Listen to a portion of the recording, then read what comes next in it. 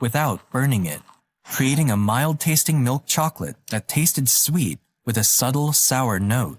Not only that, but his process of using condensed milk instead of powdered milk allowed the chocolate to be stored for months without spoiling, meaning it could be mass-produced and therefore less expensive. Little did Johnny know, he had just laid out the formula that Hershey chocolate was built on. Although Milton had been selling his iconic chocolate bars since 1900, he could finally mass-produce them at a lower price, 5 cents each, which made them affordable to the masses and available in almost every store in the country. By 1906, Hershey chocolate topped $1 million in sales, and during the next 2 years, Hershey would introduce 2 more products that are still synonymous with the company today: Hershey's Kisses and Hershey's chocolate bars with almonds. These 2 signature products, along with Hershey's original bar, drove the company to heights beyond Milton's wildest imagination, making millions along the way. His factory soon tripled in size, becoming the largest factory in the world.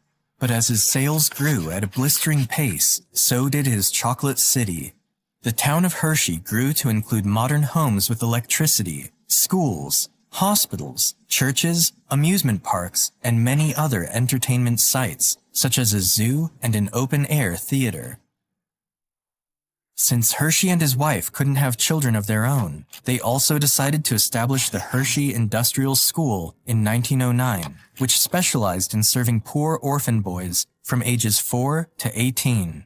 Milton later transferred the majority of his assets and control of the company to the Milton Hershey School, as it is called today, which now controls 40% of Hershey's stock, making it one of the wealthiest private schools in the U.S.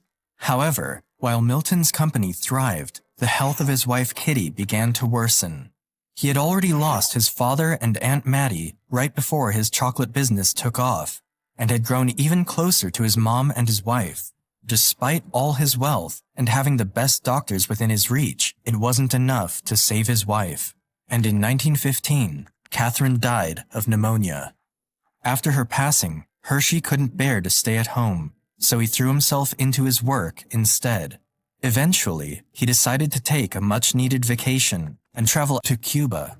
There, he immediately fell in love with the people and the community, and later found out about the abundant sugar land the country possessed. It was here that Hershey discovered his next goal. He was going to build a sugar mill in Cuba, and in doing so, build an entire town and community, just like he previously did in Derry Church.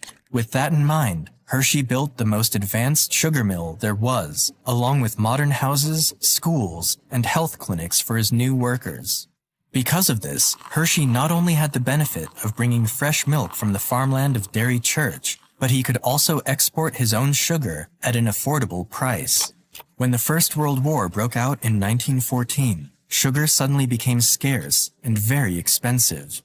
And while many other companies were struggling to stay in place, Hershey managed to survive the war by using his own resources, and even made a contract with the U.S. Army to supply huge quantities of cacao and chocolate bars for their soldiers, expanding the Hershey brand around the world. By the end of the war, Hershey's chocolates surpassed $20 million in annual sales. But shortly after, Milton faced yet another tragedy. His supportive mother, Fanny, passed away in 1920. It was a tough period for Milton, who at the time was facing fierce competition like never before. As Milton saw how other chocolate brands picked up market shares by spending heavily on ads, he carried on, focusing on selling only a few products. His sales continued to soar until they reached an astonishing $41 million by 1929. Hershey continued to run the company until 1944, when he retired as CEO at the age of 87. He died of pneumonia a year later in his town of Hershey, Pennsylvania. Following his death, the Hershey Company continued to grow and remains one of the largest chocolate manufacturers in the world, with a market cap of over $44 billion.